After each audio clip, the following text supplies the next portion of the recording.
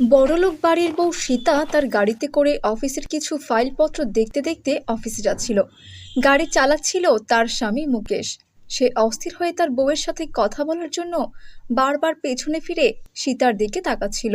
বারবার তাকে পেছনে ফিরে তাকাতে দেখে সীতা বলতে থাকে, কিছু হয়েছে মুকেশ? তুমি বারবার পেছনে ফিরে কেন দেখছো বলো তো?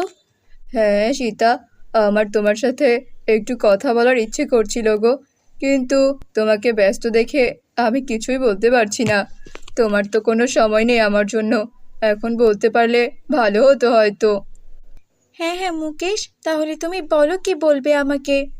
বলছি, বাবা আমাকে কল করেছিল। উনি বললেন মায়ের শরীরটা তেমন একটা ভালো নেই।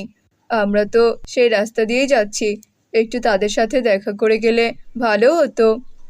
এসব কি বলছো? ওখানে গেলে আবার আমাদের দেরি হয়ে যাবে না? আমার আর